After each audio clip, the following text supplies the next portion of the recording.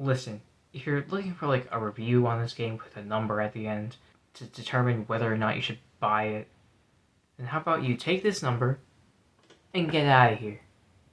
I would vastly prefer if you went into this game as blind as possible. So if you haven't played the game yet, turn off the video and go play it. Of course, you can keep watching to get a bit more info as to what you're getting into, but I'm only going to give you one more reminder to play this game blind, because I truly believe in this game that much. If I did play this game this year, and I didn't play a few other really cool games, I'd say this is my game of the year. I was more hyped for this than I was for Tears of the Kingdom. I spoiled that game at the end of this video.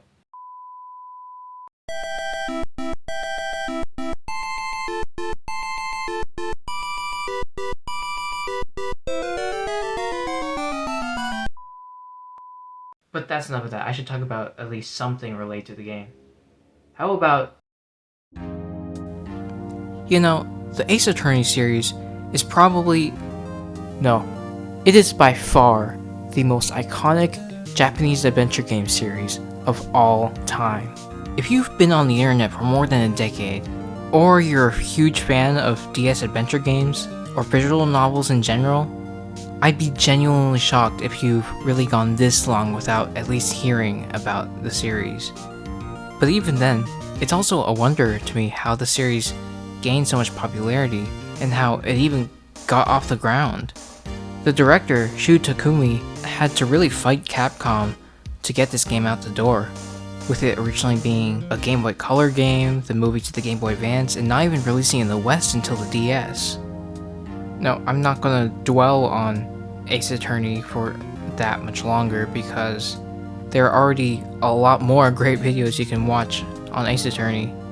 But it is really great to see that it eventually did win over Capcom and tons of fans throughout both the Game Boy Advance and the DS. After the original trilogy, Takumi wanted to focus on the new IP since he felt like the story of Phoenix Wright was complete. And while he planned on making another adventure game, he wanted to make it very different from Ace Attorney. The basic ideas of being a ghost and interacting with a lot of characters supposedly came up very early in the development. He wanted to dive more into the personal lives of the characters when making Trials and Tribulations, but due to the structure of Ace Attorney, it couldn't really work.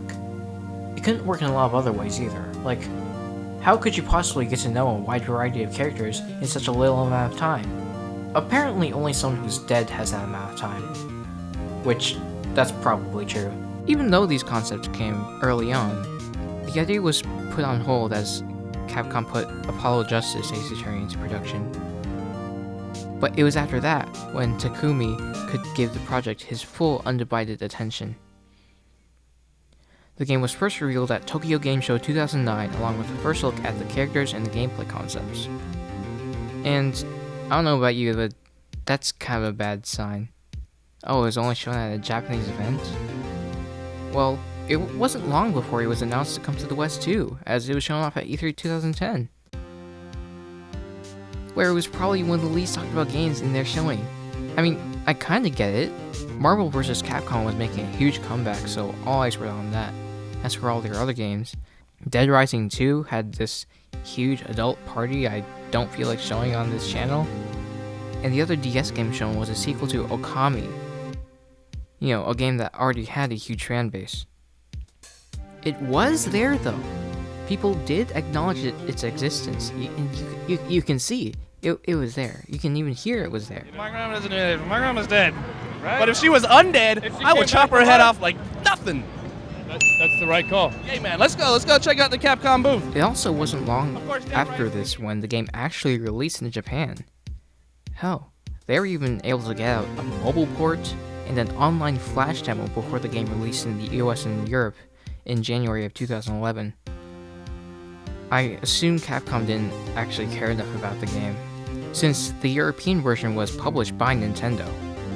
Which is interesting because the demo was hosted on Nintendo of Europe's website. Now, apparently sales had quite a bit of momentum in Japan, but when all was said and done, how much did the game sell overall?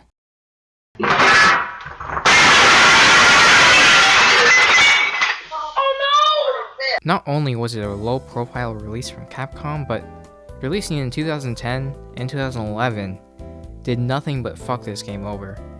You gotta understand that despite the DS being a massively popular console, this was way beyond its heyday. Not only was the 3DS right around the corner, the DS was home to tons of adventure games and visual novels already. While Ace Attorney partially succeeded because there was a niche to fill, that niche was overflowing on the DS. However, despite all of that, there's obviously something that I and many others see in this game. Even at the time, it received rave reviews. And there's been enough buzz and good word of mouth over the years to the point where the game has received a modern port to all consoles that was announced and released in 2023. Me personally, I played the game for the first time last year, and I loved it, but I didn't want to make a video on it. Look at how popular this game is. Yeah, it didn't sell well, but it's clear that word of mouth has spread. It's not like Famicom Detective Club or Metal Slayer Glory, where you have to scour the internet to find people who like these games. Of course, in the grand scheme of things, Ghost Trick is no Super Mario in terms of popularity or recognizability, so it was always more likely to get a video than it wasn't. And of course, I want to make videos on games I like, that I actually want people to know about. That's why I didn't end up making a video on the AI remake of Protopia Serial Murder Case, because the less people know about that hellspawn, the better. Anyway, when the modern port for Ghost Trick was announced, and I actually entertained the idea of making a video on it, I thought, yeah, why the hell not? Well, here's the part of the video where I would say let's pop the game in and give it a playthrough, but I don't legally own this game.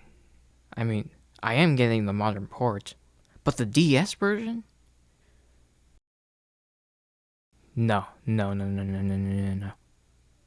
I of course can play this game on my 3DS, but it's 2023. The age of capturing 3DS footage is dead and beyond us.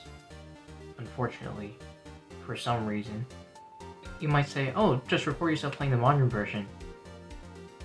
Would you really watch a whole video like this? You might say, oh, just play the mobile port you just mentioned. Isn't that a good version to play? Well, of course it is, but it's only on iOS devices, and I already chose my path. The right path. So of course I'll have to emulate the DS version to play this game. Which usually I would encourage, but for this specific case, I do highly recommend you buy the modern port and play it for yourself.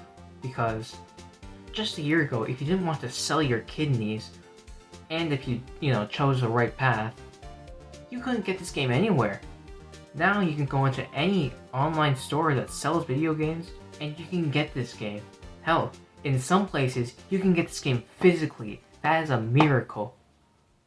And that is something that you should take advantage of. But I'm not being paid by Capcom, just play it however you need to play it. Alright, let me set the scene for you, or rather, let the game set the scene for you.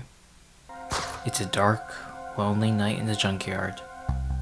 A woman is being held at gunpoint by a hitman, and unfortunately, you can't do anything about it. Because you're dead. Or at least that's what you think. Not the being dead part, but the being powerless to save her part. A mysterious voice tells you it's possible to save her, and thus we are introduced to the gameplay of Ghost Trick. In the ghost world, time stops around you, and you have the ability to move between inanimate objects by dragging your soul across the touchscreen, or by moving it with the D-pad. But you can't just go wherever on the map. You can only go to an object if it's within range. That's the ghost part. The trick part happens in the real world, where time flows normally. This is where you can possess the inanimate object you inhabit to perform an action. Ooh! You see that? That's a ghost trick. And I don't know about you, but I think this whole control method is kind of perfect. If I were to pin down the genre of this game, I'd say it's most comparable to a point-and-click adventure game. But even then, it's not like a direct or obvious connection, given how unique it seems. Instead of leading a character around an environment, with a cursor, you are the cursor. The cursor is the character. And through all this, they were able to contextualize and simplify everything about point-and-click adventure games in a way that just makes sense. Moving around environments is as simple as dragging yourself between objects. Figuring out what objects do is either just a glance at the top screen away, or as simple as just tapping the trick button to experiment. Everything about gameplay, narrative context, and control is connected to each other in such a perfect way that it becomes natural after just playing this tutorial. No matter how much you try though, you can't control dead bodies, which doesn't really help in our current situation as we watch the girl die.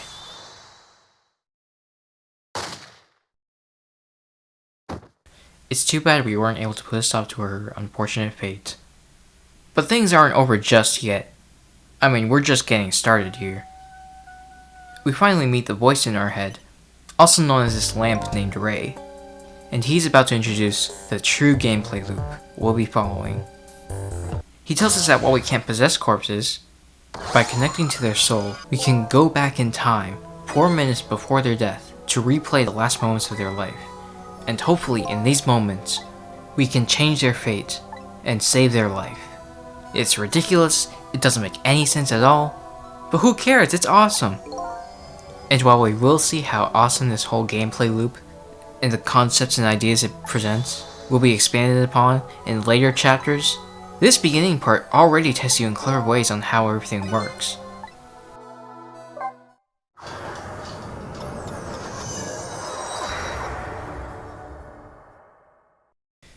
You start where the corpse ended up, as it's your gateway to the past. This already puts us at a disadvantage for this scene specifically, as we're now away from the murder, so we gotta make our way up there. The furthest we can get up is to this flag. You see a fan and think, oh, maybe the fan can blow the flag, but that's not what gets you up alone. You see, to get to the flag, you have to open up this fridge, which will let out a blender. Turning on the blender while the flag blows in the wind gets the rope caught in the blender, hoisting up the flag, showing there's more than just simple single interactions between the player and the world that can take place. And triggering the world to interact with itself is key to victory. Once we get up here, it's all smooth sailing.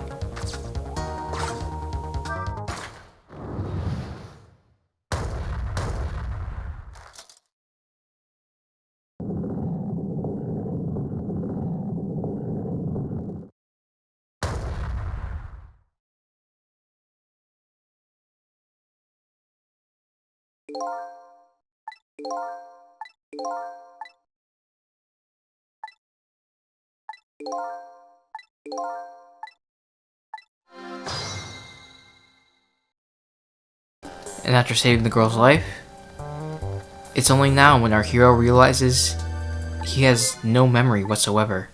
Not himself, this mysterious girl, or even how he died. Not everyone retains their memory in death.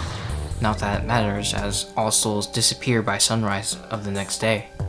So, our guy has one mission: to learn everything he can about the circumstances of his death before he disappears forever.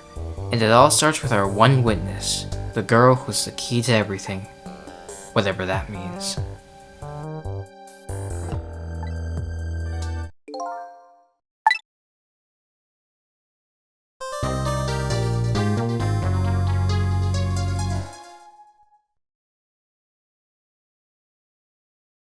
Hi, remember when I said I would just give you one more reminder? This is it. This is it right here. Right now. I genuinely believe in this game this much, and I hope just by hearing this amount of information that it's more than enough to get you to actually play the game. I'll mostly be talking about the rest of the game as if I'm playing through it for the first time, with, a bit of insight as someone who has played the game before. But please, get the blind experience yourself, because if you do watch this video and think, oh my god, that was amazing, I should have played the game blind, I fucking told you so. Now, if you were paying attention to what happened in the bad future, you would have noticed that the hitman took a call on the payphone in the junkyard and told the person on the other side that the job was done. Despite the fact that the timeline has changed, the person still tries to call the junkyard. Our mystery girl picks it up instead, and this is where we learn our final power, that we can just go through phone lines.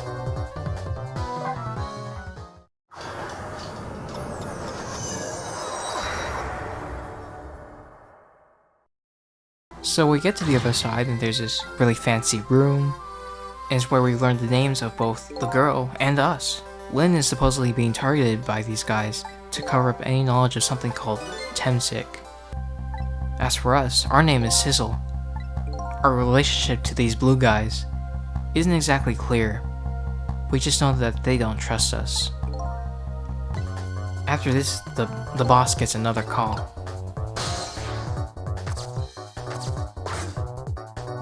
Alright, motherfucker, so I shot the fucking dog that lives across the way. Little barking ass motherfucker, he wouldn't shut the fuck up. You feel me? And Alright, cut the audio. So, yeah, we have to go save Lynn's dog now. Since we're ghosts who talks to people telepathically, we can actually talk to anyone, no matter if they're animal or human. And it's a good thing we can understand this guy because Missile already shows off how lovable of a character he is. He just acts like a dog. He's loyal, he annoys the shit out of his neighbors next door, he's too simple-minded to even be fazed by the concept of time travel, or even his own mortality. He's just great. We stand Missile. Before you can start messing with the past, you have to watch the full 4 minutes of before the victim died, which does a pretty good job at establishing what you need to do in this mission. But you don't need to see all that, so let's skip ahead of it.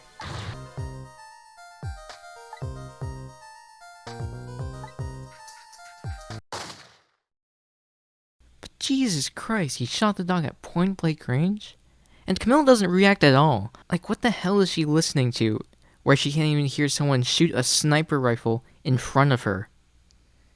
This level is simple enough. You only have like 3 things to interact with, but if you don't get the timing right, you're kinda fucked. Thankfully, you can reset the timeline whenever you want, and after you get a fate change, like what's supposed to happen here, you can go back to that too. So it's never too much of a hassle to retry your mission. Hang on a second.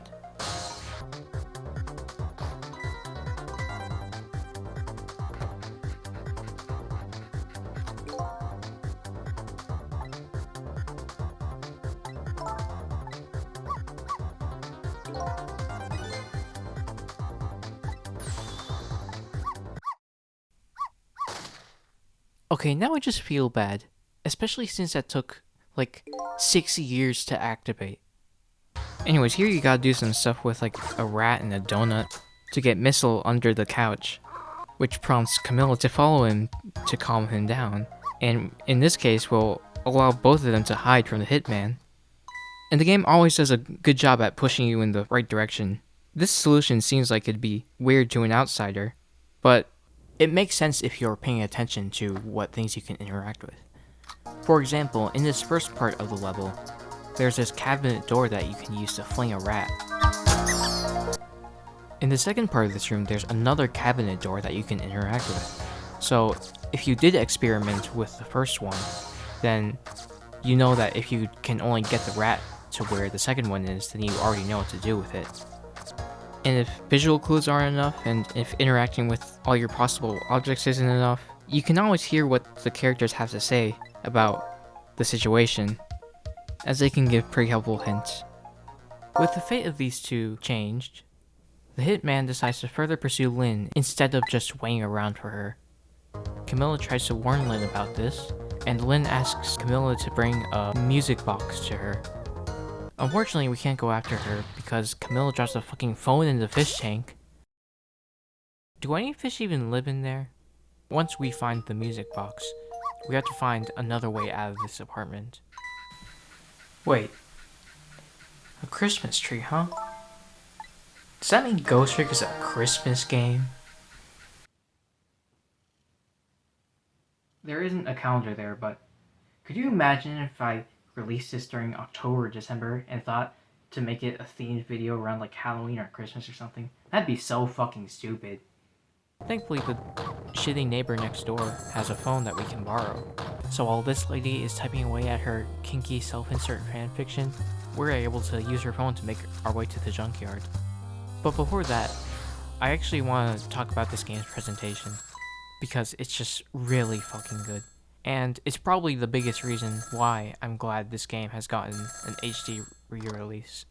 Playing this game on an original DS, all the graphics actually clean up very nicely, whether it be the backgrounds or the character portraits, but you probably wouldn't know that looking at my footage most of the time. I'm showing the game running in Desmium, or however it's pronounced, and taking this tiny ass screen and blowing it up in size doesn't exactly look right. I went through a lot of filters to figure out which one was right. I even tried the smoothing one. What the fuck is wrong with me? I settled on this one, which looks great, but for some fucking reason, I didn't realize until several chapters in that the filter made the screen loop around just a tiny bit, and it's fucking dreadful. Maybe it wouldn't have been dreadful for you if I didn't even bring it up, so I'm sorry. Hopefully I can fix this while editing, but if not, just be glad you don't have to play like this. Because the HD version on all consoles looks wonderful. You can get a much better appreciation for how the game looks, because all they did was put this game in HD, and it already looked great. Whenever I come into a new area in this game, I love seeing all the different pieces of furniture and random objects lying around. It really makes you wonder what things you will be able to interact with. And things usually make sense within the context of the scene, but the fact the game starts off in a junkyard, it's kind of like the perfect place to show that almost anything can be interactable. But there's also this level of absurdness to the environments that only kind of works because it's a 2D game. Like, look at Lynn's apartment here. If you look at this for more than 2 seconds, you realize it makes no sense. But this isn't like a negative point against the game or anything. I still like the way it all looks. This also becomes extremely important to the story later, but I'm getting ahead of myself. Of course, working in 2D has its limits, but that's where the game's visual effects and excellent audio design come in. All the effects just feel so intertwined with this game's identity. From the stuff that clearly is rooted in Ace Attorney, like the shaking camera, combined with flashing light, to the wholly unique things, like the use of spotlights to put emphasis on certain objects, or the film reel effect when you're watching someone's last 4 minutes. And I could go on and on about the sound effects, but I think I'll let the sound effects speak for themselves. It's the biggest reason why I've mostly elected to use raw audio from the game, just so you can hear the sound effects. What's also interesting is that despite the 2D graphics, all the characters are modeled and animated in 3D. Of course, they're not rendered in real time. You know, they pull old Donkey Kong's trick of using pre-rendered 3D models. Not only does this save on space, but it allows the devs to capture them from different angles without having to draw completely different sprites for different actions. Now that I think about it, a lot of DS games did this, and probably for similar reasons. New Super Mario Bros. And Fire Emblem Shadow Dragon are what come to mind. But those examples also kind of show how cheap the method can be. With Mario, they already had a bunch of 3D models for all the characters, so they didn't have to draw sprites or anything like they did with classic Mario games. But the game stands out visually in other ways, so I think it's fine. Now, Fire Emblem Shadow Dragon, that just looks like ass. It looks like they're trying to emulate how the sprites of previous games looked, but just comes off as ugly, especially since the animations look so stiff, and they added this stupid border to all of them to make up for the fact they don't stand out. These models look like if I took a figurine and like chipped off all the details and took a picture of them with my fucking 3DS camera. It's not even just the character models that look bad, the portraits also suck. Sure, with the NES game they used templates because, well, 1, it's the NES, what else would you expect? But 2, they're able to inject plenty of personality into these portraits. Looking at the DS portraits makes me think I'm on fucking OpenSea.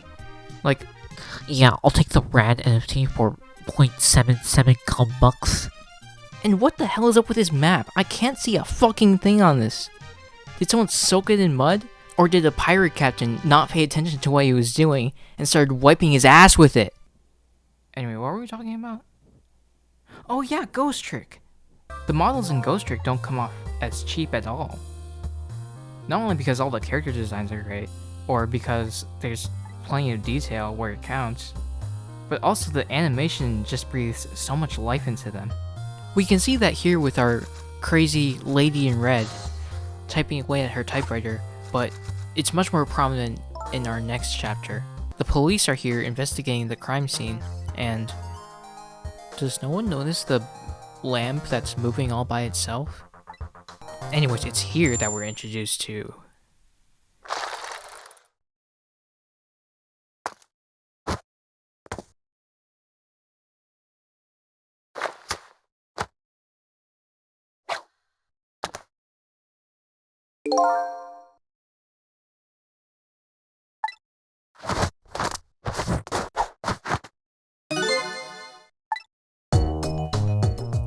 there's great animation, and then there's the animators just showing off. And then there's Inspector Cabanela, who goes beyond that somehow. Like, there's nothing normal about this guy's animations. He's just so extra all the time. He is a joy to watch. As a character, he doesn't really make a good first impression though. But I don't think I can really talk about him without first talking about our lady who's the key to everything tonight, but we haven't even met her yet. Speaking of her, it seems like she's being held here for questioning by the police. So Cabanela's going to go talk to her.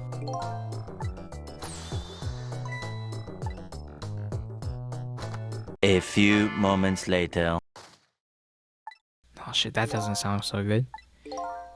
Anyway, with Flynn dead once again, we're finally introduced to her.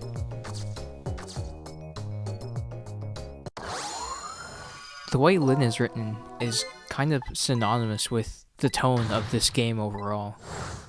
You think the story of this game would be like really dark and grim, and while there are like very serious moments, most of the time it's presented in a very lighthearted and comedic way. But it's done so well that I'm rarely ever asking for this game to be more serious than it ever gets. Why would I, when the writing is as good as it is now? Take Now for example. Lynn just died here. This is her second death tonight. And after telling her that, this is how she responds.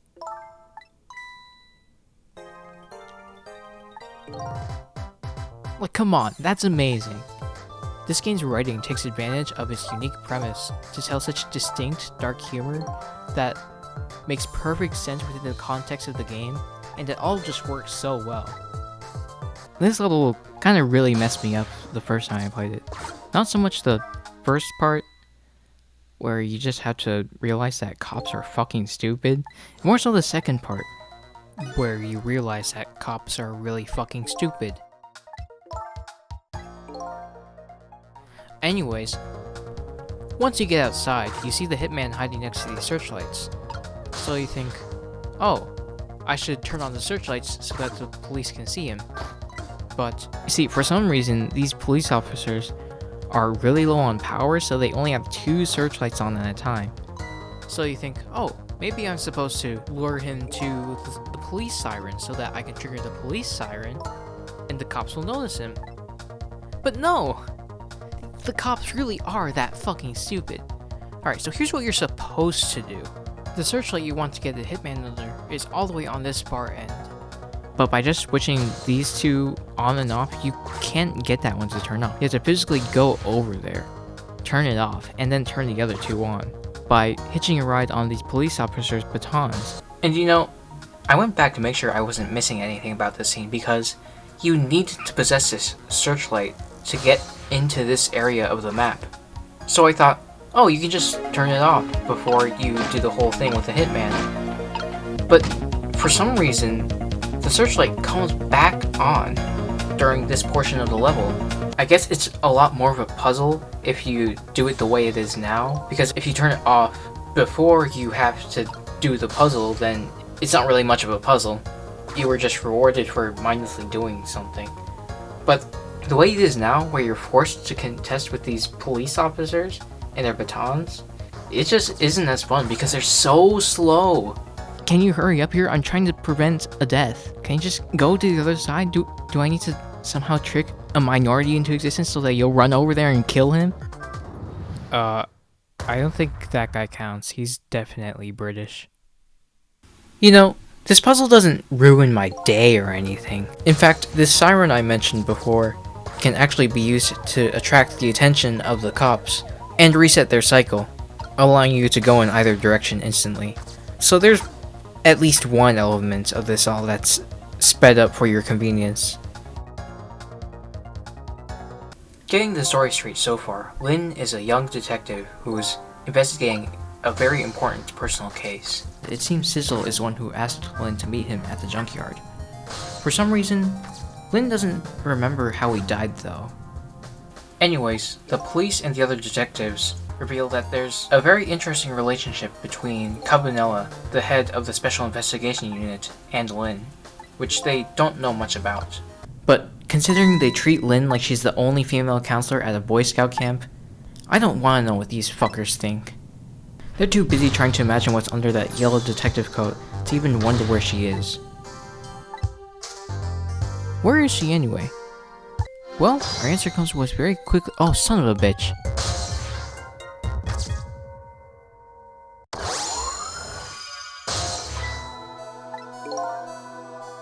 I didn't even have to tell you to laugh, did I? That's the best interaction in the game right there. Well, you'll stop laughing pretty soon, as this level is pretty deceptive in its difficulty.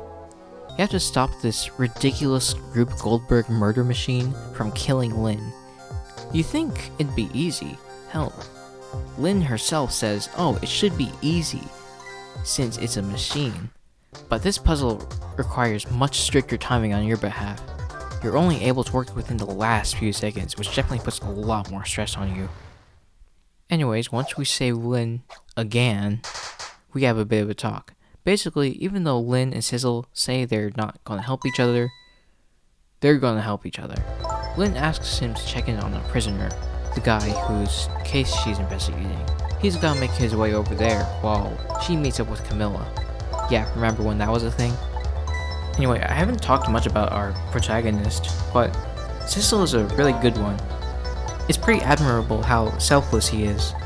Sure, there's a vague obligation to protect Lynn given by Ray, but you really get the sense that he's helping Lynn and all these other people out of the goodness of his own heart, regardless of whoever he could have been in the past.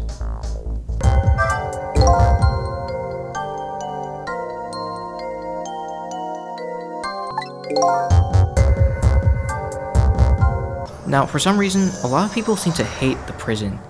More so for reasons in later chapters, but even just in general.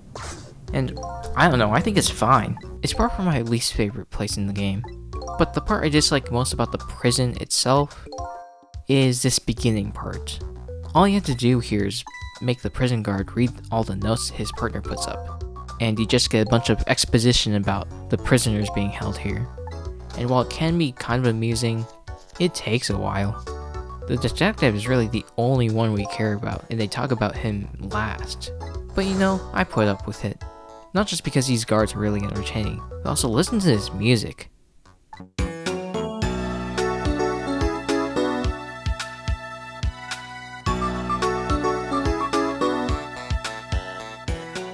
Yeah, the music in this game is pretty good. Just by listening to it though, it's pretty obvious the game shares a composer with the Ace Attorney trilogy, Masakazu Sukimori. He was actually so excited to work on this game that despite leaving Capcom before development really kicked off, he came back to do the music as a contractor. And I think despite it sounding similar, the music definitely has its own identity separate from Ace Attorney. It always fits into the environment and situation very well. The first song you hear in this game, which also comes up during the beginning of every chapter, and during certain story revelations, really sets this dark and mysterious vibe.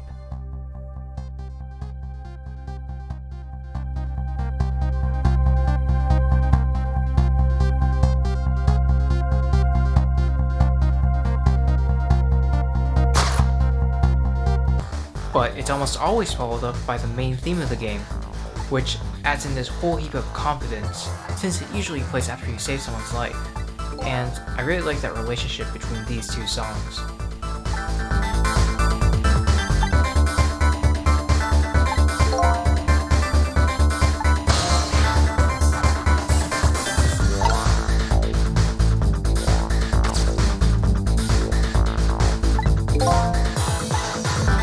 music that plays during the 4 minutes before someone's death is okay.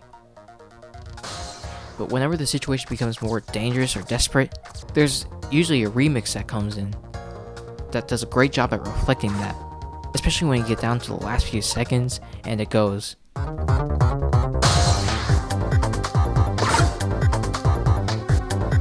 You know, one thing I especially appreciate about the soundtrack, and this goes for soundtracks in general, is the fact that a lot of characters actually have their own theme, which is really cool. I will say I don't really care for Lynn's theme. It just sounds like the background to a pop song I'd hear on the radio in 2010. Well, at least that's what I thought when I first wrote this, but I think the song's actually grown on me. It's pretty great.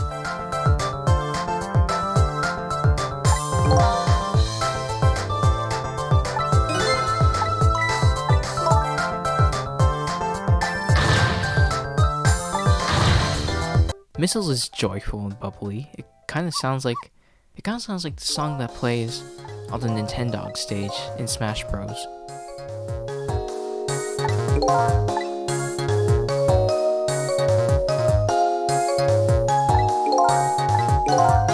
Campanella's theme sounds like it's trying way too hard to be cool, but it sort of comes around to actually being cool anyways.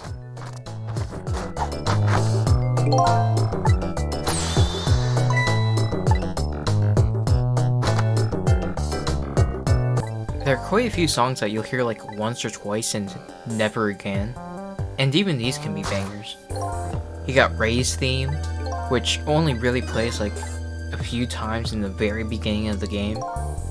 It definitely has a mysterious quality to it, but with a hint of familiarity. It sounds like you're trying to figure out if you can trust this guy or not.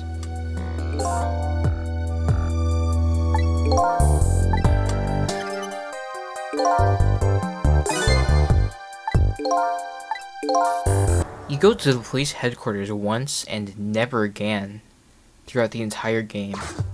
But honestly, the song that plays here is fucking awesome. Just listen to that bass.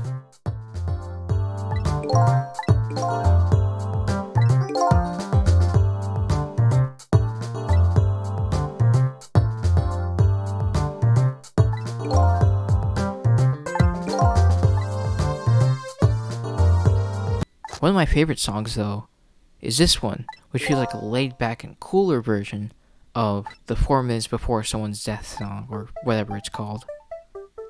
You're not saving someone's life here, but there's still a bit of ghost trickery you gotta do.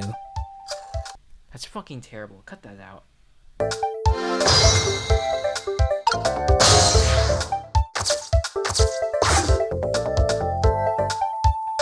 And getting back to our current setting, this song feels even more laid back and cool.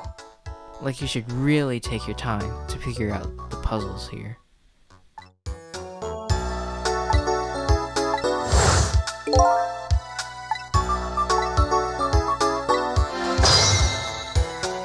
There are other great songs, which I'll probably talk about later, and some ones that I'll not mention at all.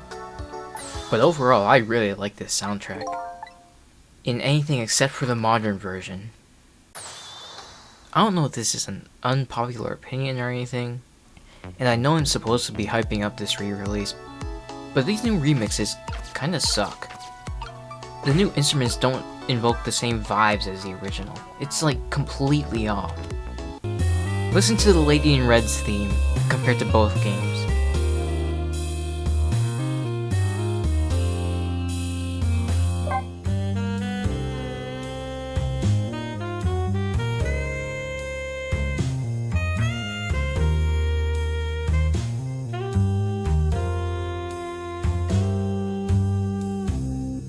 I'm just saying, one sounds a lot sexier than the other. This isn't helped by the garbage mixing, and the way every note just blends together in ways that they didn't before, it just makes it sound like complete mush. There's just something about this original DS soundtrack that's just way better. It's so much punchier and well defined, and I'd take it over the remixes any day. Of course, this doesn't actually take away from the re-release, as you can switch to the original soundtrack at any time, which, you know, is a great feature in a lot of modern re-releases and remakes. But, I don't know, there's quite a few re-release soundtracks that I just don't vibe with. I don't know, I just think a lot more care could be put into re-release soundtracks. If they even want to bother making new music for an old game, why don't they put more time and budget into it? Just listen to something like the Link's Awakening remake soundtrack. That game doesn't have any music options, and the new soundtrack is amazing. Then again, Link's Awakening already had a perfect soundtrack for a Game Boy game. To me, neither of these soundtracks is objectively better than the other. Both of these represent their respective versions, and Link's Awakening as a whole, perfectly fine. Hell, that Wonder Boy 3 remake from a while back has soundtrack toggle at the press of a button. This is such a low-profile Sega release for a relatively new series, and yet they went so fucking hard on the new soundtrack. But yeah, honestly, I love the Wonder Boy soundtrack. I listen to it all the time.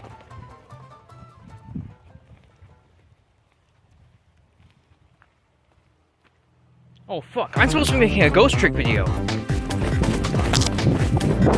Anyway, we're finally able to actually enter the prison when one of the prisoners shows up and we hitch a ride with him.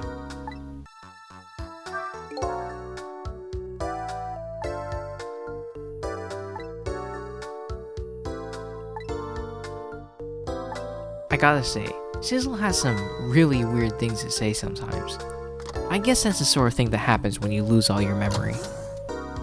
Speaking of which,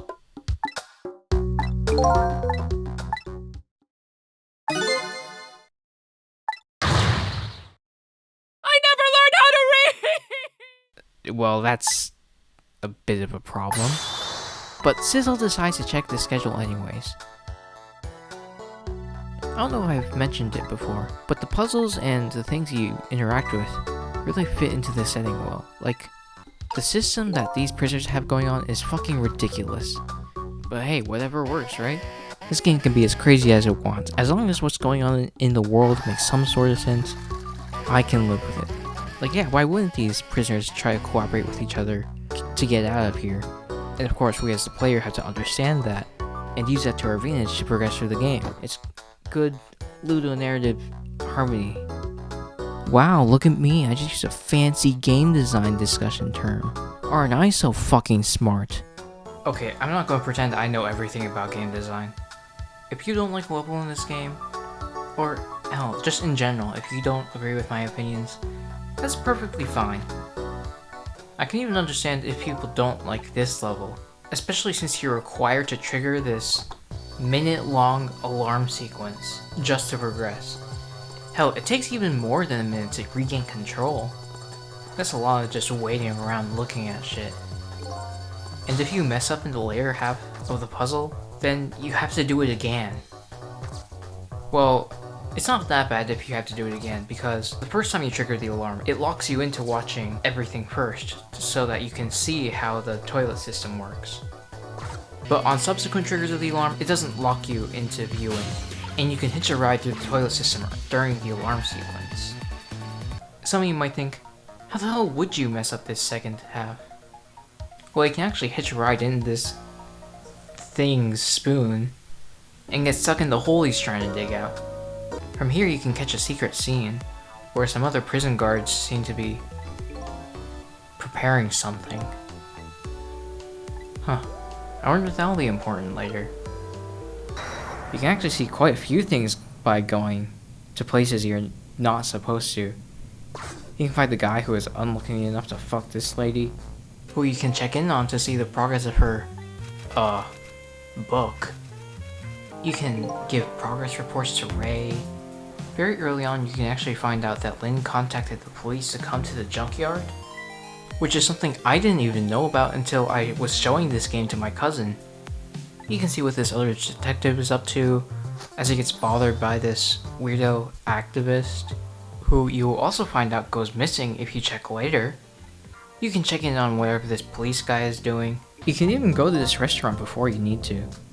Hell, you can do it while trying to save Lynn's life as a way to very quickly force yourself to reset. However, on the inverse of that, there's plenty of vital information that you'll naturally learn about as you play the game, no matter what. Take, for example, Sizzle's inability to read. Usually you would find out by looking at one of the other prisoners' chalkboards, but you can completely skip over them before you get to the chalkboard of the guy you're here for. But one thing you can't avoid is this newspaper clipping, which if you haven't found out that Sizzle can't read, then the game will force him to try to read it. And if you've already tried to read the chalkboards, then this newspaper just becomes flavor text. But it is great that they thought of this anyway. Anyways, while we're here, let's see what the detective schedule is.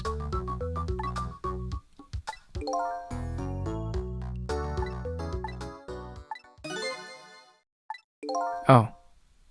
Well, that's perfect. We don't have to read a damn thing.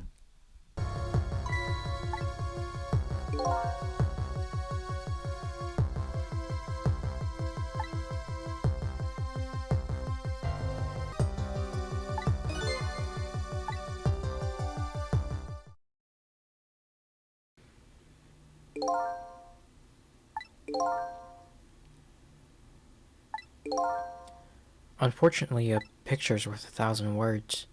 And with this detective's painting, they all say, "What the fuck?" That's not even the end of it. Once we get back to the prison office, they're on the phone with the police chief. He's with Inspector Cabanella, who brought him evidence as to what... Why does he do this? Who put this here? He's with Inspector Cabanella, who brought him evidence as to what Lynn was doing at the junkyard.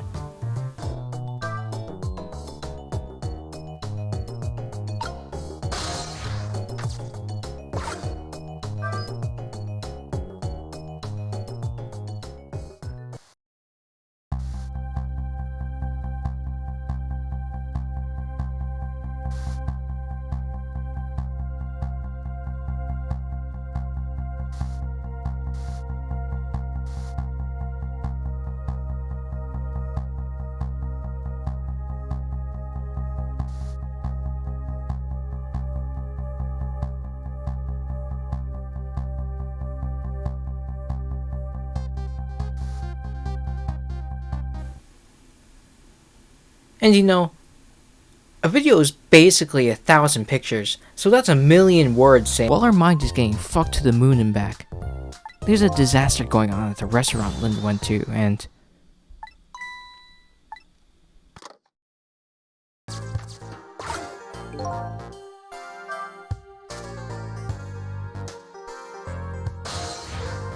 Honestly, that's hilarious. But I'm not here for comedy, I'm here for answers!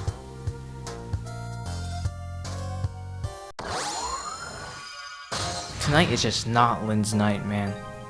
She's dead, all evidence points to her being a killer, and apparently she tells us the reason her imprisoned hero doesn't have a schedule is because he's going to be executed tomorrow. And well, at least we found who killed us. But did we really? Lynn thinks there's something up about all of this. And Sizzle knows there's much more to this, so since we still have a lot to figure out, it's a damn good thing the game doesn't just end here. Especially since this next level is fantastic. There's a lot going on though, and a lot of characters to keep track of. Lynn's not only here to meet Camilla, but also because Sizzle was supposed to be here. Coincidentally, the police are also investigating this restaurant for some reason. And, not to racially profile, but there are a few suspicious blue guys hanging around. We do gotta get through a lot of dialogue here, but it's fine, because all these characters interact in really great ways. And hey, since we're about to meet the last bunch of characters, how about we actually talk about the character designs now? Sizzle here is probably my favorite. The bright red of his suit just pops in like the best way possible. And his yellow hair is definitely a good accent. And the little wispy thing on top is definitely reminiscent of how ghosts are depicted in other media. It just makes me wonder, why the hell did he have that haircut when he was alive? Spoiler alert, it's not explained in the ending. Lynn's kind of got an opposite color scheme going on, with red hair and a yellowish detective coat. Considering the fates of these two characters seem so intertwined, it's interesting that they got this sort of thing going on. Also, look at your chicken hair. How can you not love her chicken hair? Cabanella's got this pure white coat, which not only looks great, but it's like an important part of his character since he likes to keep his spotless record. And the red scarf is not just a good accent, but it definitely fits with his personality. It's not even just the main characters, basically everyone has a good design. Remember the crazy next door neighbor from Lynn's apartment? It's hard to see in the original version, but her hair is actually a rosebud. That's just so fucking stupid.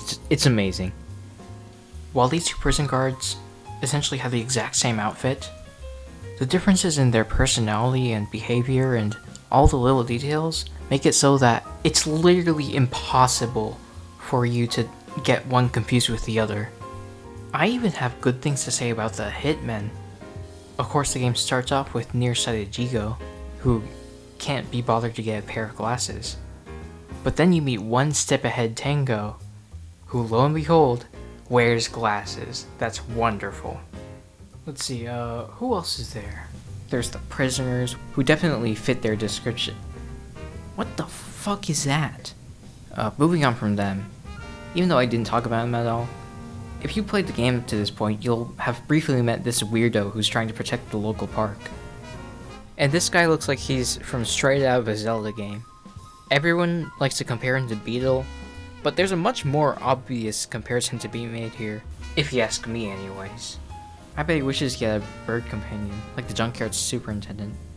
Of course, these character designs just come to life in their portraits, which is something I definitely wanted to hear more about from the developers, but unfortunately, looking through interviews, they don't seem to talk much about this aspect of the art style specifically, if they even bring up the art at all. I'm sure it's because the character models took a lot more work, and they're more interesting to talk about, so they were probably more proud of it, but come on, how can you not at least bring up these portraits? Which, like I said before, makes each character just feel so alive. Even if they just have like one or two. But all you really have to do is look at Sissel. I mean, the fact they made this guy who wears sunglasses emote this much really says everything right there. One last thing I want to mention actually ties back to the character models and the modern port that you'll most likely be playing. While of course they didn't change any of the character designs, because why would they updated the in-game models to look more like their portraits, which is a nice detail. Even though there are some instances where some textures will like glitch out or flip around in weird ways that they didn't in the original. But I think overall the positives outweigh the negatives, especially when looking at the older models. Of course you'll only be looking at these older models on a small screen, so you can't really see them very well, and they obscure a lot of details, so they of course didn't need to make them as detailed as they are in the modern port. But comparing someone like the Rockstar Prisoner between both versions, this guy actually looks like a character, while this guy looks like he's gonna be in my closet at 3 AM. Okay, that's enough going off topic. Let's actually get back to this level. You gotta get the attention of this waitress, who takes the whole chicken thing that Lynn's got going on and just runs with it. That's just adorable. So we gotta go racially profile the blue people on the second floor and... Our profiling has paid off, as these guys somehow know extremely classified information, like about the prisoners and...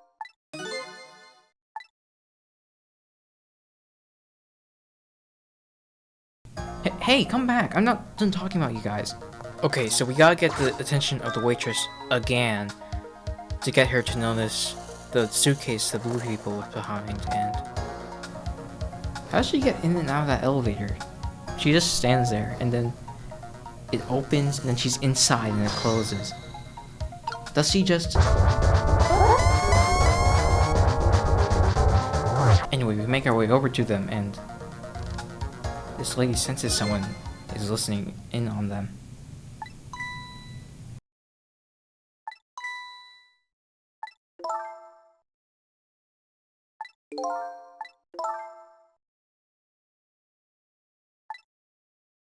Apparently a listening device was placed on the chicken, which she destroys, shocking the listener, who just so happened to be the detective spying on the restaurant. Once he crashes into the restaurant, things are about to get even crazier. We have to make our way onto the giant decorative chicken and to make it over to his body, and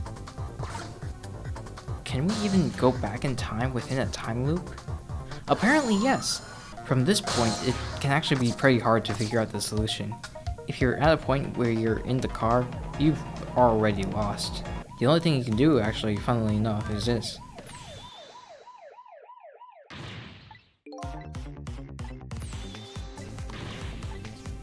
I love the idea that you can just fuck up someone's death even more. I think going the extra mile to add these unnecessary interactions really pays off when it comes to making the game world feel more believable. So what you're supposed to do is listen to this phone call over here. It turns out the waitress is the one who placed the listening device. God damn, she's a fed too. I guess the bartender was right to turn her down. So we make our way back to the restaurant, this time in the kitchen, and we gotta stop her from placing the listening bug onto the chicken. It's a lot of fun trying to figure out how to trick out the waitress. I feel like there's a lot of pressure just from this relatively simple puzzle. If you're playing for the first time, you probably won't realize what triggers her to leave, so you don't know how much time you really have until she eventually takes the chicken out to the restaurant. Alright, so we gotta go talk to Lynn again, and I kinda wish you could just hitch a ride on an outgoing chicken to get to the restaurant floor.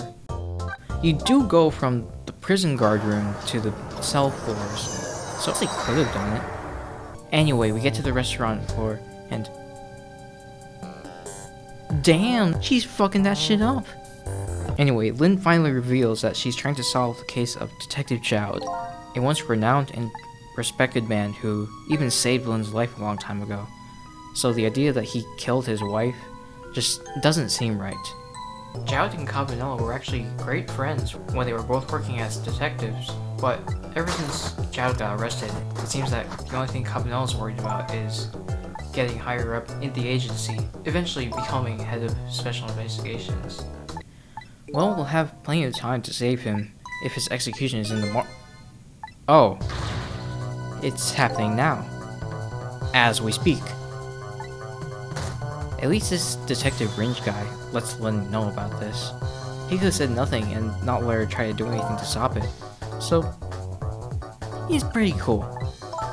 So Lynn sends us to try to stop the execution, while she gets the Justice Minister to overrule it.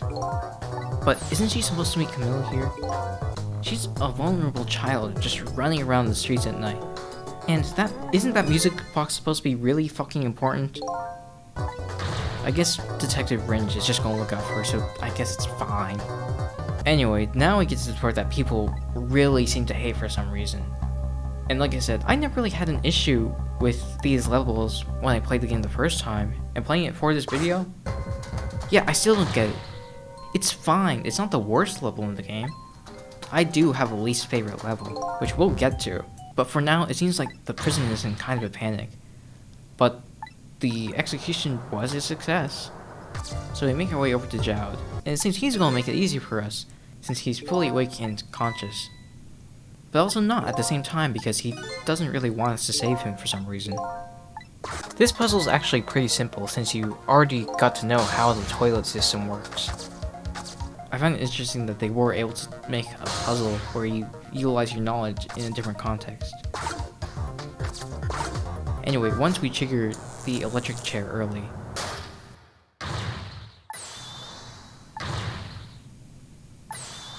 what the hell kind of security system is this? Okay, I gotta admit, that's really stupid. And thankfully it's the most stupid part of this chapter, because the prison escape isn't that bad. As long as you have patience and, I don't know, a little bit of brain power, you can get through this section relatively quickly. If anything, it's probably one of the least offensive escort missions I've ever played, which is the best an escort mission can be. Have you ever played Skyward Sword? I want to fucking tear that robot limb from limb. Unfortunately, our efforts to get Chowd out of the prison should have been meaningless, like right here. There's an armed guard looking directly at him 10 feet away, and so never mind, that's the stupidest part of this section. But anyway,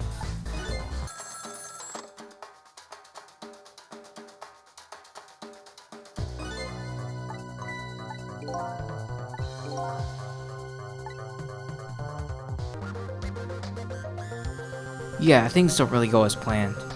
At least we can talk to Jowd for a bit.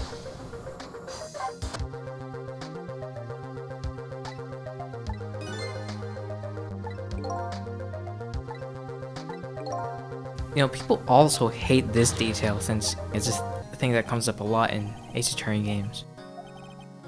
But if you already played this game, just think about it from Jowd's point of view.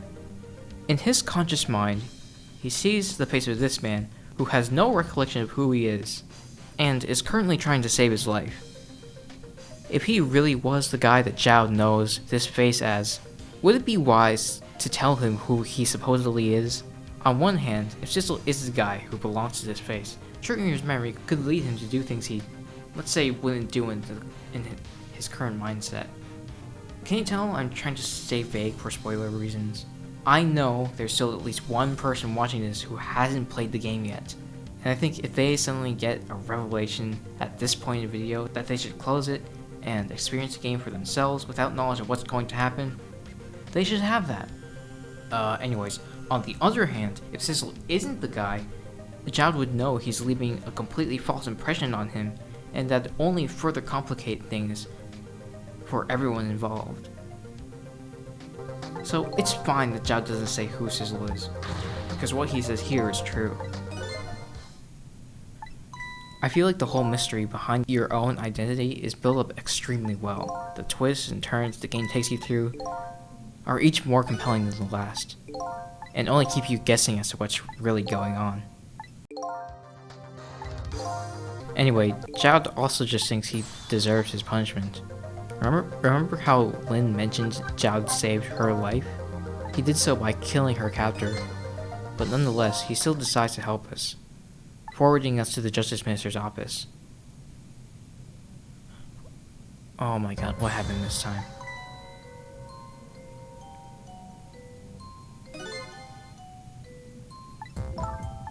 Next door? Who puts a 2-star chicken restaurant next to a government building? You think when Phoenix Wright is done with the case and Maya says, let's go grab a burger, that he says, yeah, why not? It's right next door to the fucking courthouse after all. So I guess Lynn is just a harbinger of death and destruction, bringing it wherever she goes, because now the Justice Minister's dead. His death is a lot different from the others. Every other death before is practical or comical, and it can be easily seen how we save them. But this guy gets a fucking heart attack. How are we supposed to save him from that? Even trying to play the level, the situation feels so dire. Looking at this desk, there's nothing to work with here. The key to all of this is obviously his medicine, which is kicked over to this mantle, but there's no time to do anything here. I think all of this is enough to really give you a bad feeling about this guy's fate. If anything, this kind of feels like a boss level that really tests you on what you've learned to this point. You really have to consider all your options here. And it seems the only thing that'll even delay this man's death is the water. Of course, that isn't enough to stop the heart attack. This also might not be enough depending on how you play. Now that the medicine is gone, the only way to get over to the mantle is by tricking this fan and hitching a ride on some pieces of paper. You can only get to this fan when the Justice Minister is drinking the water, which means you can only get there before the fate change. So if you don't have the foresight to go here before it's too late, then you have to rewind before the fate change. That seems like something that you'd think would be a part of more puzzles, but as far as I can tell, this is the only one where you might have to do that, which makes it pretty unique. I think this set piece over here is one of my favorites in the game. Again, you have to really consider and think about every single item and their properties to set things up in just the right way. Even knowing you can just reset the game at any time, that doesn't take away from how nerve-wracking every action feels.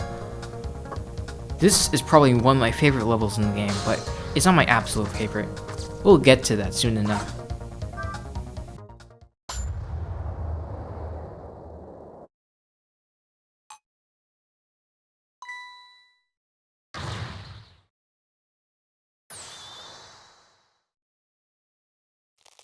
Oh my god, he just...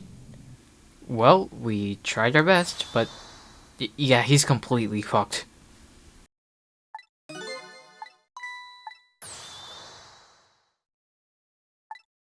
So what got him so stressed in the first place was this phone call from the sexy blue lady.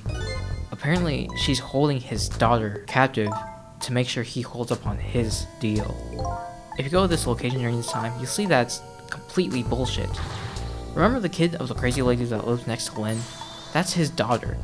She's sick in bed, so unless they broke in and kidnapped her, which I guess isn't out of the question for these guys, they wouldn't have her, and they don't. But that does make me wonder, how the hell did they get her voice?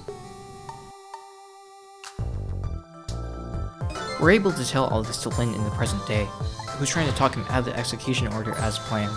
The Justice Minister won't budge though. Whether it's his daughter or not, some little lady's been captured. Since we're able to trace back the phone call, whether you went there or not, we better make our way over there just to check in on things. Honestly, this level's whatever. I really have nothing to say about it, other than this room sure looks familiar. So anyway, yeah, the blue guys kidnapped someone and shoved them into his trunk. So we might as well open it up to see who it is.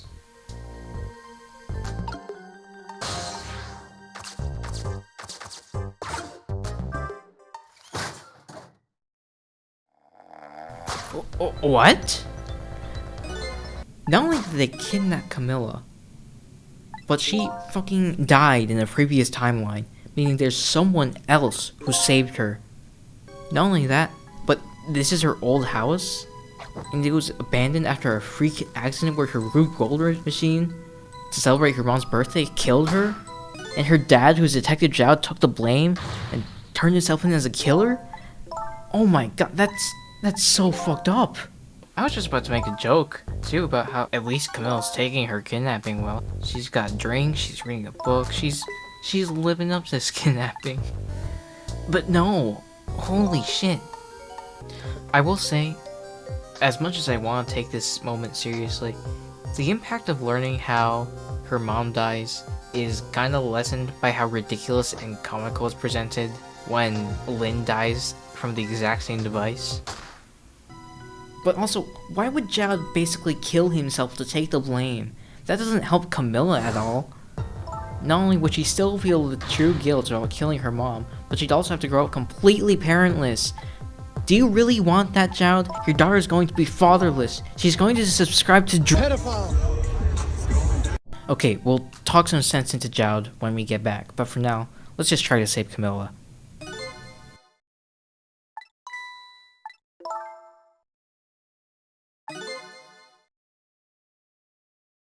Oh. We can't. The lady knows about us. She can sense us. And I'm not gonna lie, it's got me very interested in her character. Like, how the hell can she just do that? She claims it's just up to a sixth sense, but how did she get that? Was she born with it? Did she have to, like, train herself to get it? Has she just been in enough direct contact with ghosts that can use the powers of the dead to just instinctively tell? I do seriously want to know these things. I think she would have made for a much better villain if she was more active in the endgame. Hell, if she just showed up once, that would be great, but unfortunately, this is the very last time we see her. Ever. She doesn't show up again. That is a little bit disappointing, but I guess it's fine for these sorts of things to be up to interpretation. Anyway, we make our way back to the Justice Minister's office, and we're able to tell Lin and Zhao everything. Oh yeah, Zhao's here, because Cabanel took him in. Lin instantly thinks that this is just him flaunting his success, which... Can you really blame her for that? He kinda just goes along with this narrative for the hell of it anyway. Sure, he asks what the Justice Minister did. Sure, he asks what the Justice... Fuck! I need water. Sure, he asks what the Justice Minister thinks, but... I don't know, there's more he could do to delay this execution. Like, come on, man. Anyway, after knocking some sense into Zhao, we decide to come up with a plan to prove Zhao's innocence. While Lynn goes to the park to retrieve the music box Camilla hid before she got kidnapped, we're going to check in on the Justice Minister's actual daughter, who has been sick in bed this whole time. Well, unless you check in on her at different times to see she's gone. It's actually because she went to buy a present for her dad's birthday, but her mom won't let her talk to him at all, so this level takes us back to this apartment to try to get the phone to her. And yeah, this is my least favorite level in the game. Literally everything hinges on getting the mom stuck in the middle of this dropping chandelier. But the timing is so extremely specific. You can be both too early and too late by mere frames. I remember getting stuck here because I tried the chandelier and had no effect. So I spent way too much time trying to fuck around with anything else in the room to see if it would work. And nothing did. You know, you're not timed for this puzzle or anything like that. There's no pressure, there's no losing factor, there's no condition other than you being locked out from progression. You're just stuck here until you guess that the thing that you might have already ruled out as something that doesn't work suddenly works now. What is this, Famicom Detective Club the Missing Heir? But honestly, even with all that in mind, I don't think I completely hate this level.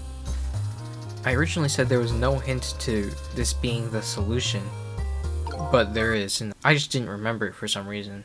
Maybe I was just stupid and didn't read Sizzle's thought bubble. But once you know that this is the solution, if you do fail, you can just immediately try again. So it's almost like you're locked in combat with this lady who somehow has the best fucking reflexes.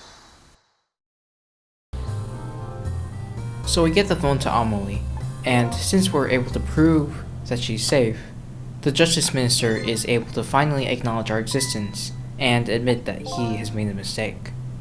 You see, the Justice Minister knew about ghosts with special powers before we saved his life. It was after the impossible crimes committed by the people in the special prison that the Special Investigation Unit concluded that the only way they could have been committed is if there was a manipulator making them do it. Of course, they couldn't come to the conclusion that it was a ghost, but the Justice Minister encountered this manipulator himself, as it's what made him sign off on Jowd's execution without consent. He became so broken by this that he just didn't want to admit he was controlled, not to the government, not to the investigation unit, but he could tell his wife, even though that just led to her not trusting him. That's actually why she left. You know, I've been giving her a lot of shit, but I can understand where she's coming from. So, I'm sorry, lady.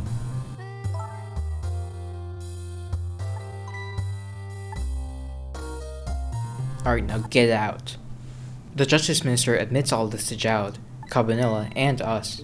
And Cabanilla just kind of freaks out at the idea that ghosts have been tricking everyone this whole time, and suddenly leaves. Before we can do anything else, Lynn has finally gotten to the park and made contact with us.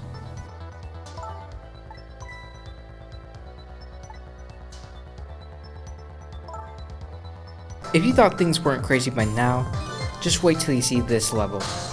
Instead of Lynn finding the music box, she finds a dead guy. Remember the park activist I briefly mentioned a few times? Yeah, he got fucking squished by a statue.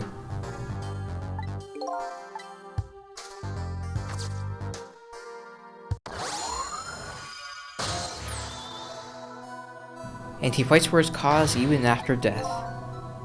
How noble. Going back in time, we see this.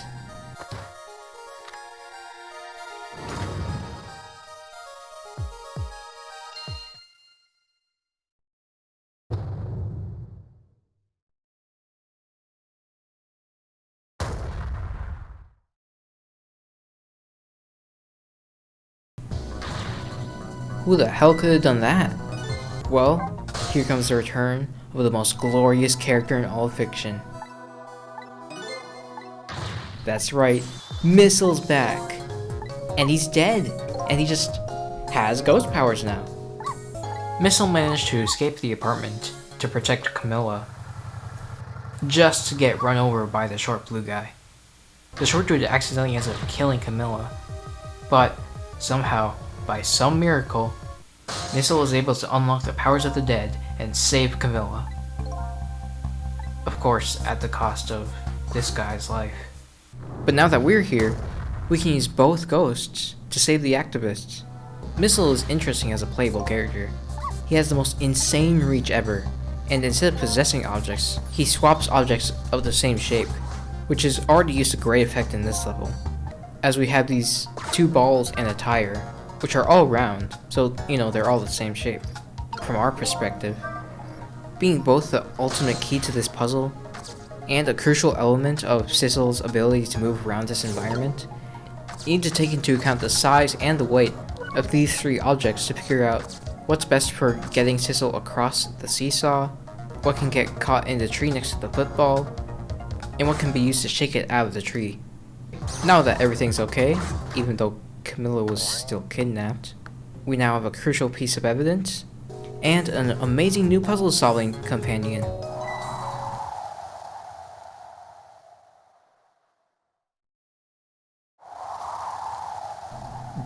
Never mind, fuck me, I guess. So apparently, the reason the activist worships this park so much is because he witnessed a miracle 10 years ago. Remember how Jowd said that he killed the guy who took Lynn hostage? Well, that's completely wrong. What actually happened is a fucking meteorite, which the park refers to as the Rock of the Gods, crashed in and killed the criminal. Holy shit. Lynn, what the hell is wrong with you? Don't carry around a fucking dog corpse with you. I mean, I guess it could be useful. Like if Lynn and Sizzle are ever in an impossible situation, then I guess Lynn could give Sizzle Missile's corpse and it'd be like a get out of jail free card.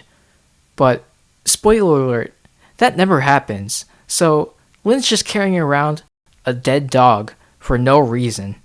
So I get the music box to Jowd, who reveals it holds the true murder weapon that killed his wife.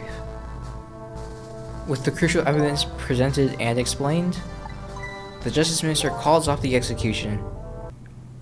Jowd has found a new sense of purpose, even though he still considers himself a murderer, because he says if the meteorite didn't kill him, he still would have shot him, which is kinda stupid. That's not how murder works. But whatever. And all we have left now is to save Camilla. Well, of course, we aren't any closer to figuring out who Sizzle is. And while Jowd doesn't have a straight answer for us, he is able to tell us about his painting. It was of a face that he never wanted to forget. The face of the man he saw in that park 10 years ago.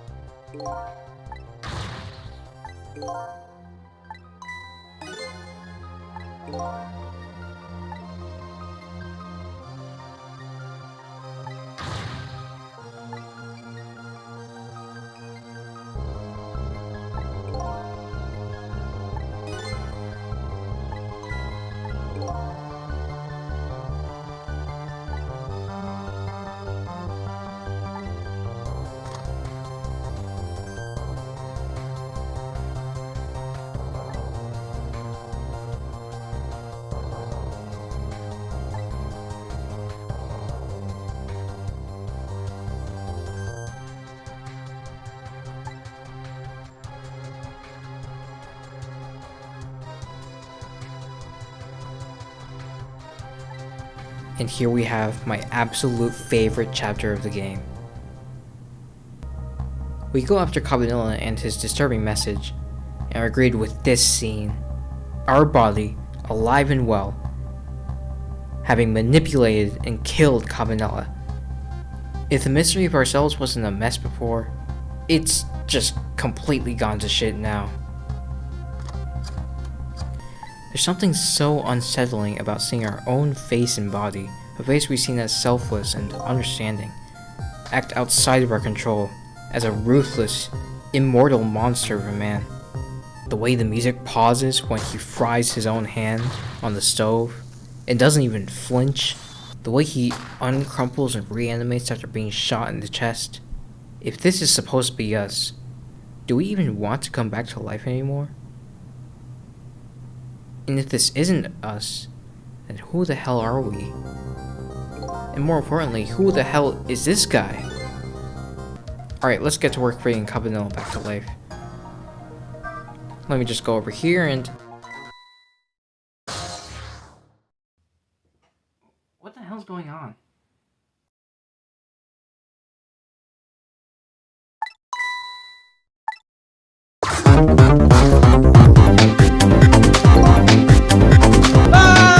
If any of your ghost tricks catch the other Sissel's attention, you are treated to the absolute best fourth wall break of all time.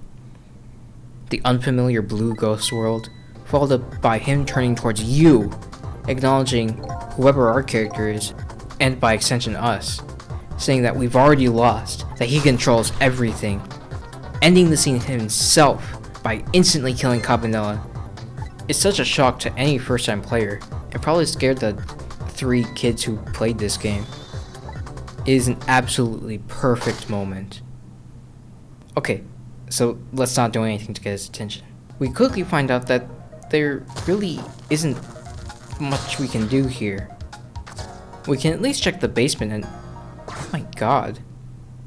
So the other Sissel already killed the junkyard superintendent, who I'm just gonna call the pigeon guy from now on.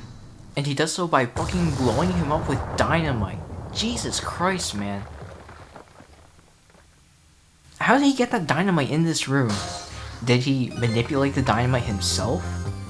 How did no one notice a bunch of random sticks of dynamite rolling around town then? Were they just in his pocket and he just carried dynamite on his corpse all night? What the hell would he have done if Lynn shot the dynamite? I guess since he manipulated Lynn, there's no way she could have shot him, but pretty soon we're going to find out that that is a very unreliable variable. Anyways, we gotta go back even further to save him. It still all seems hopeless.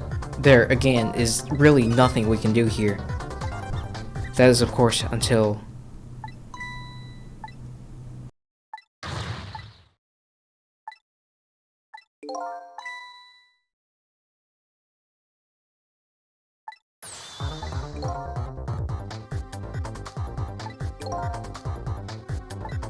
I do find it kind of funny that they make moving around the camera here a crucial piece of the puzzle.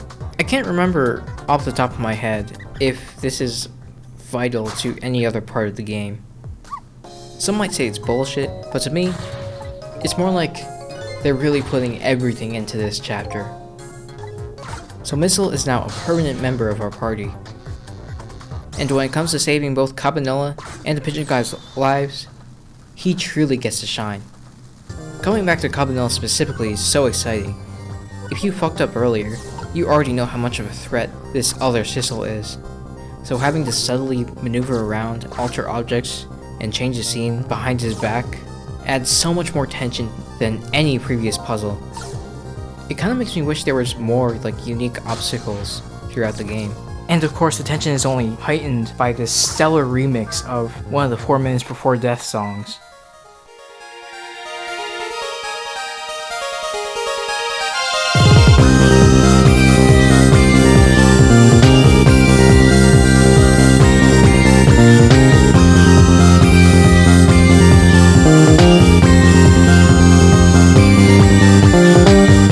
This is probably one of the most exciting yet anxiety-inducing songs in the game, especially since I strongly associate it with this level.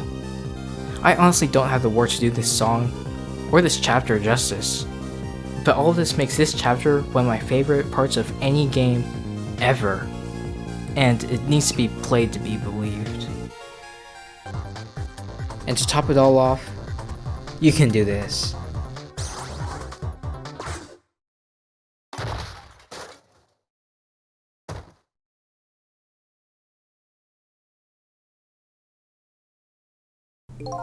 Comedy gold. The other Sissel has been behind everything. It all started on that day 10 years ago.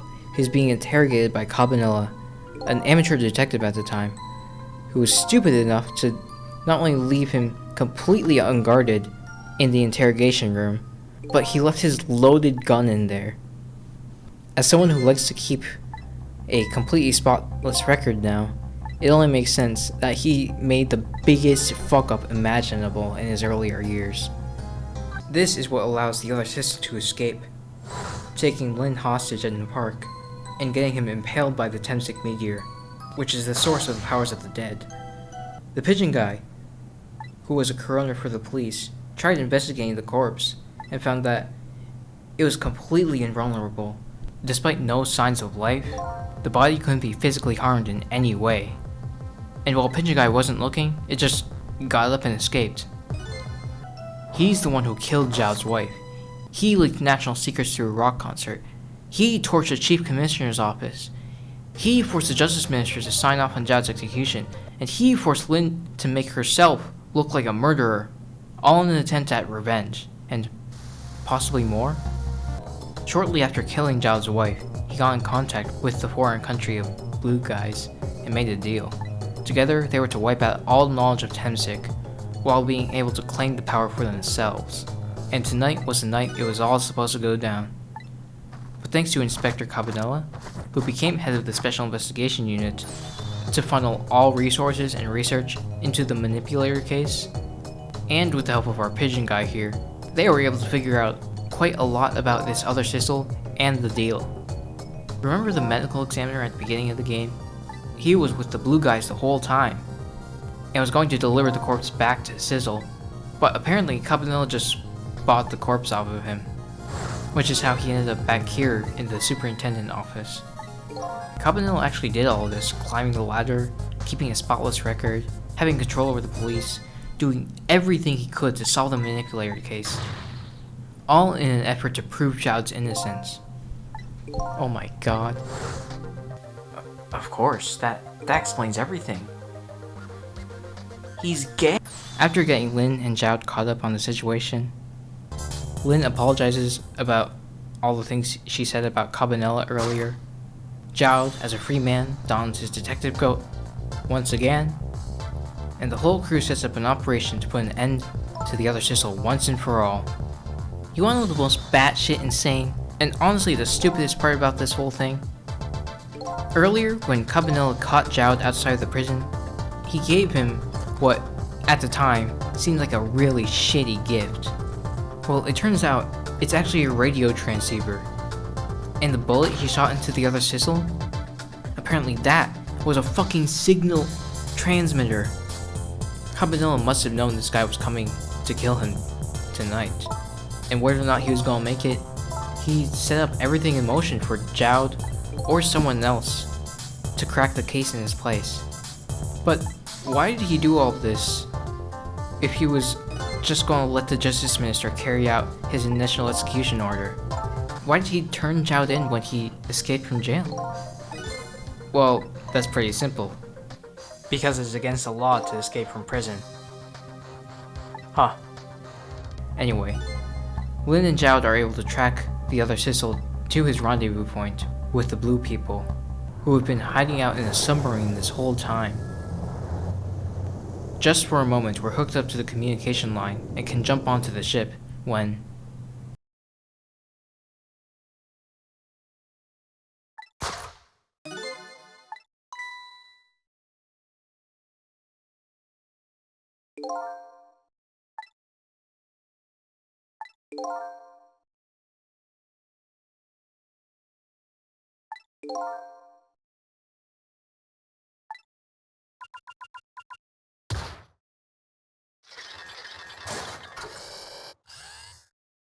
Up yours, woke moralists.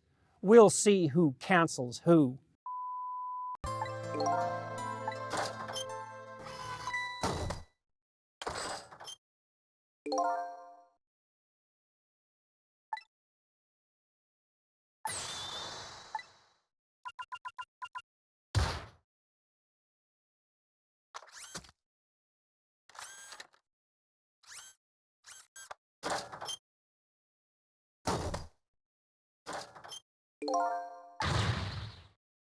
With the Temsik fragment in their possession, the commander makes a swift escape while launching the controller room away.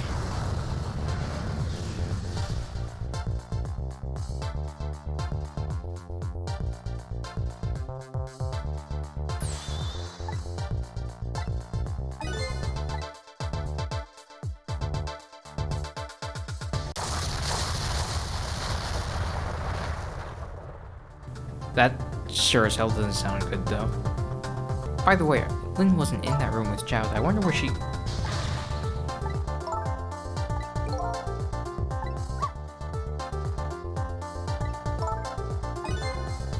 Honestly, I should have expected this. Well, looks like we gotta save her one last time.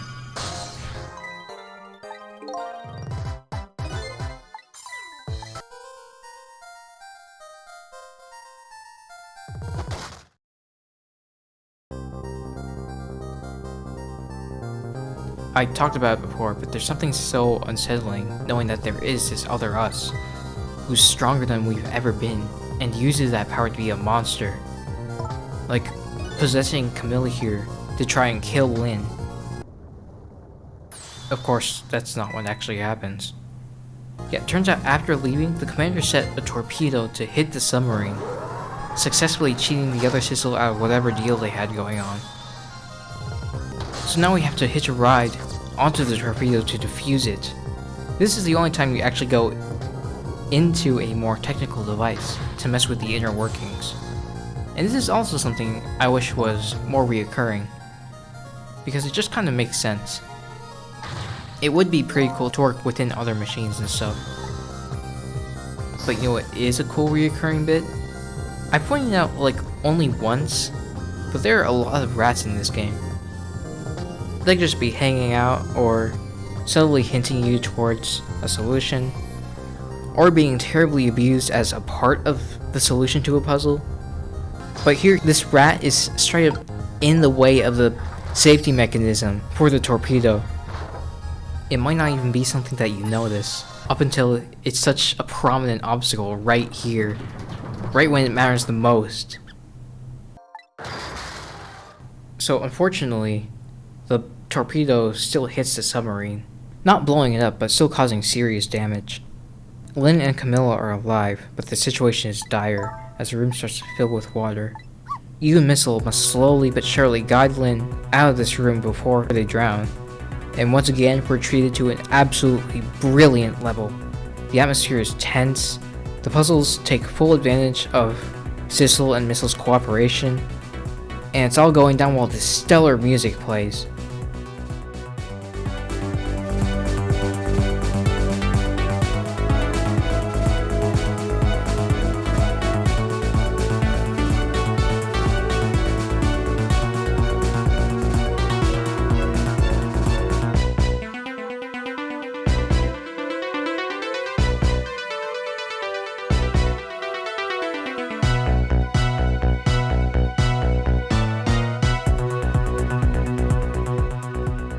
Could you possibly ask for more from a climax of a game?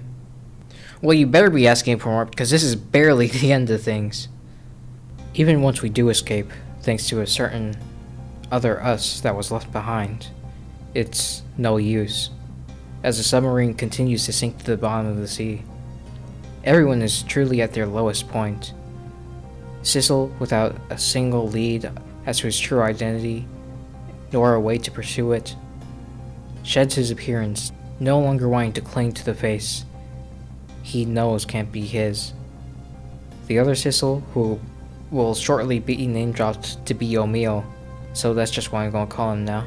He did this all for revenge, but the one thing he wanted out of this deal with the blue people was to escape it all and have his own life, to live as a new identity and a new person again.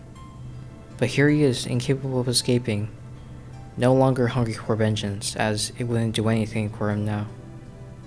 But this situation gives Lynn a chance to talk to him, the guy who's wronged out of his life twice over in the worst way imaginable. The guy who felt the need to bring everyone else down because of it.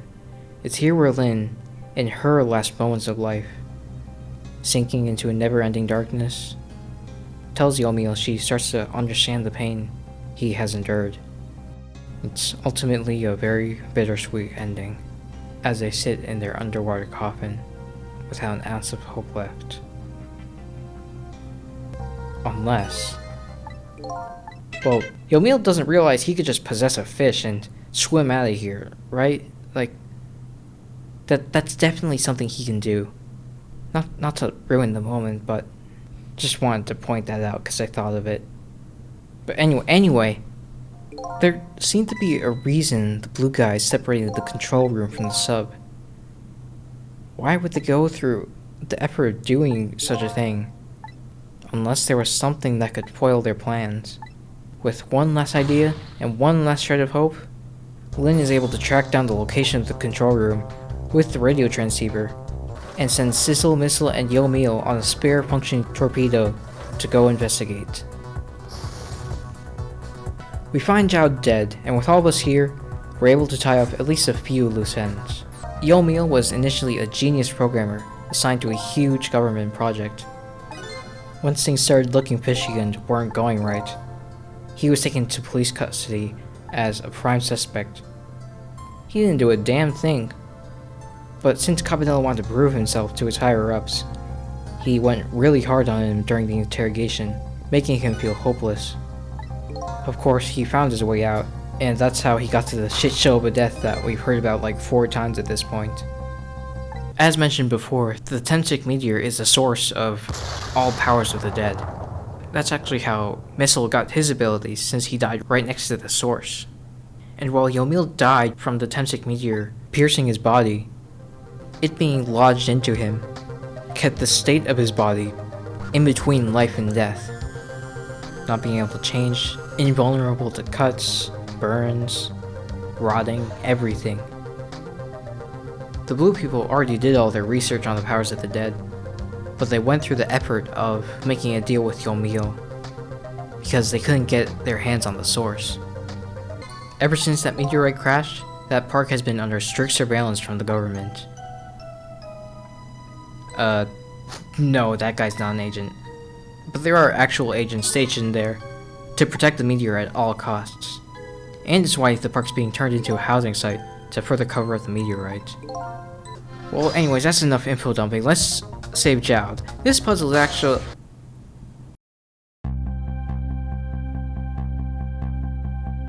The fragment in Yomil's body is gone.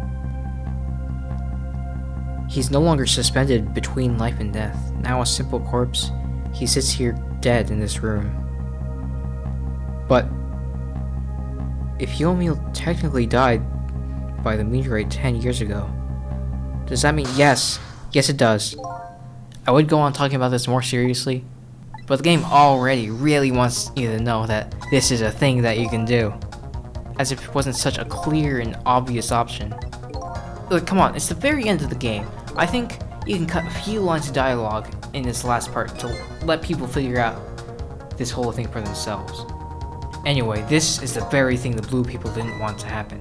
The only chance we could possibly have to stop their plans by stopping everything from happening. We're going back in time to the first Temtic radiation death to get Ghost Tricks off the menu. That's right, we're going back in time to the first Temtic radiation death to get Ghost Tricks off the menu. Who are you talking to? This guy right here. He totally gets it.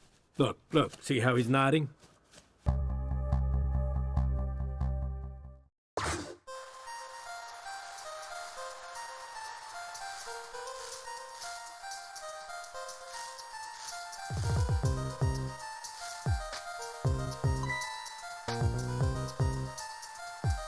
Wait a sec.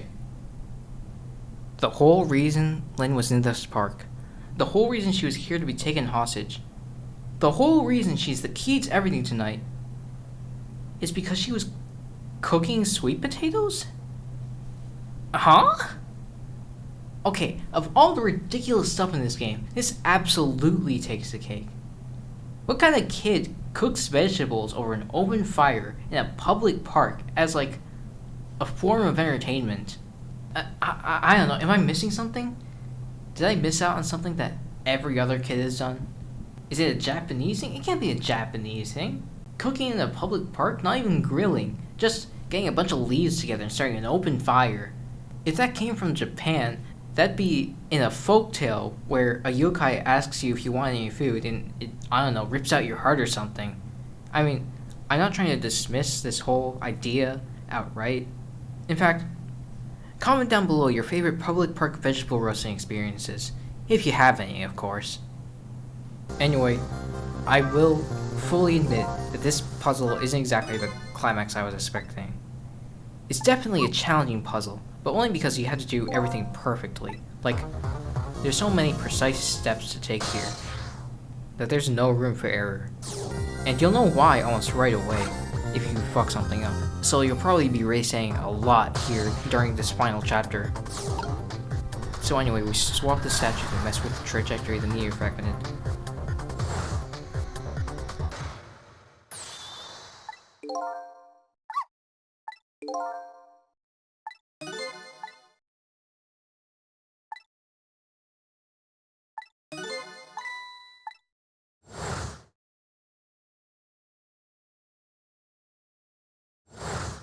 Oh god, I think we just made things worse.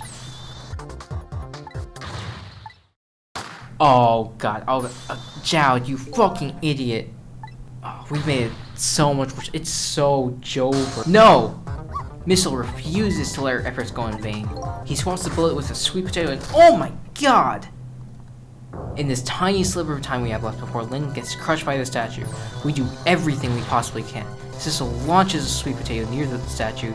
Missile swaps it, buying just enough time for Yomil to possess his own still alive body, being able to save Lim and fully redeem himself. He could have just possessed Lin if he didn't want to get crushed by the statue.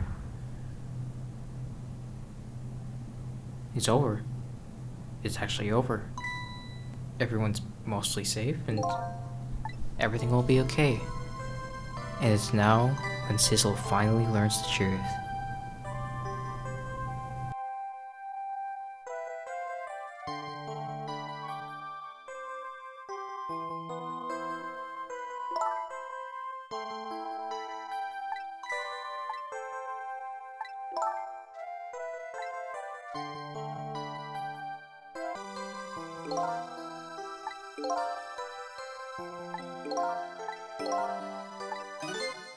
Looks like the cat's out of the bag. If you remember something I didn't point out, this cat that was at the junkyard, which was the same cat that was here in this park 10 years ago, was Sissel the whole time.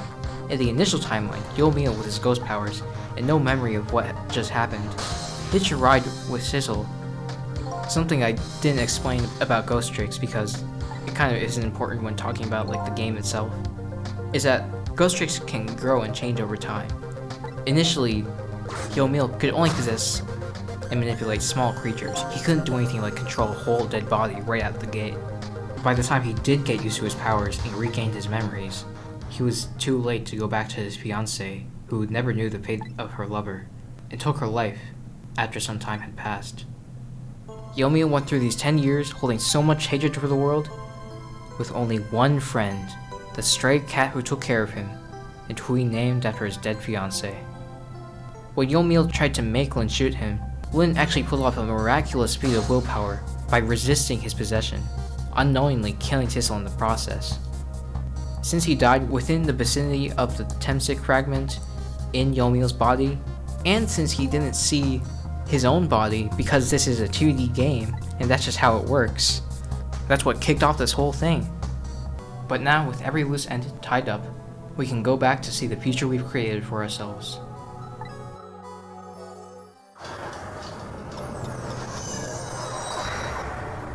Did I say every loose end? We'll get ready for one final twist, as Ray makes a final comeback to reveal his true identity. Missile truly has proven himself to be loyal to no end. Initially, he died the same way he did in this timeline, but with Yomil present in the room, allowing him to take on the powers of the dead. Not being able to save anyone, he went back in time to wait the entire 10 years to alter things ever so slightly by trying to get Sissel involved. But Sissel originally didn't see any importance in how Lin or anyone else was related to his own life, so he abandoned Missile. So Missile went back in time again to tell him something different, lying about his one-night time limit. That's right, the ghost tricked you. Masterpiece game, 10 out of 10. That sounds so messed up though. Could you possibly imagine being neither fully alive or dead, stuck within time loop after time loop as the slightest glimmer of hope for a better future? And it not being fucking stupid? It's 10 years later, and a new future has been born. Cecil was taken in by Jowd, his wife is alive and well. Lynn has just been newly recruited to the detective agency, and they all, along with Cobanil and Missile, celebrate her success over some chicken, while Yomiel, having served 10 years in prison, is set free, with his fiancée awaiting him.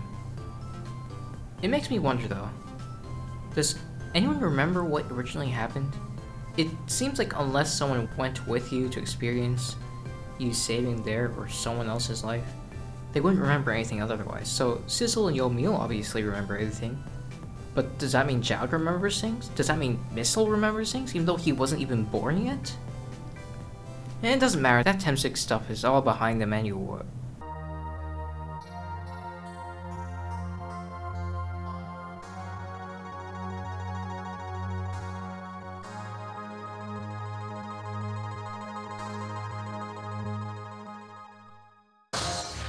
Cecil has been fully alive these past 10 years, with the Tem6 fragment that would have killed Yomiel and shot through Jowd into his paw.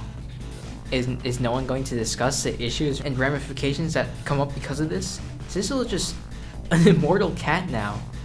Is he going to watch everyone around him die? Is he going to give them ghost tricks? But you know what? The way I see it, no matter what happens, Cecil will enjoy his new life with the family he has, and be able to fully appreciate it. And I think that's beautiful. Now what's even more fucked up is that Lynn reveals she remembers him. Does that mean she somehow remembers everything too? Did she gain the foresight of the next 10 years as a literal child? Knowing her, she probably just used it to cheat on all her tests. Let's be real.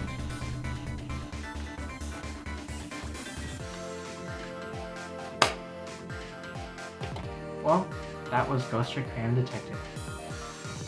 When I started making this video only a year after playing the game, knowing I'd be playing it again several times in succession for this video, I thought I would come out of this having less appreciation for it.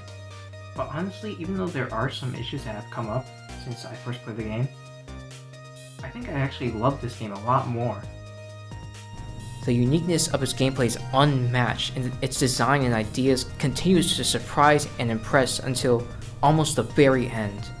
The style of this game is so cool, the characters are also unique and memorable in their own amazingly special way. And the story, well, ultimately the most nonsensical and ridiculous plot I've ever seen in a video game, is so captivating and compelling. Whether the script takes a positive or negative turn in quality at any point, there's hardly ever a dull moment. You always want to see what comes next. And the way it ultimately wraps up in a perfect way, where everyone is okay and happy, actually feels ultimately satisfying. It's so good on its own that it almost makes me never want a sequel. I'm not saying a sequel couldn't work, but in my eyes, the only way it would probably wouldn't be in a way that Capcom would allow. I'd want basically zero ties with the original game story. So, a completely original cast is kind of a must. From a gameplay perspective, what would a sequel bring to the table that wasn't done in this game? Make it 3D? That honestly sounds like way too much work. I can accept how all the gameplay ideas are presented here as they are now, without them having to be expanded upon in a sequel. But even if we never get a sequel to Ghost Trick, at least we'll always have this wonderful game to play on its own. I admittedly haven't played every game by Shu Takumi, but I get the feeling that this has to be one of his best works, and definitely stands as one of my favorite games ever. You know, it's no Famicom Detective Club Part 2 though.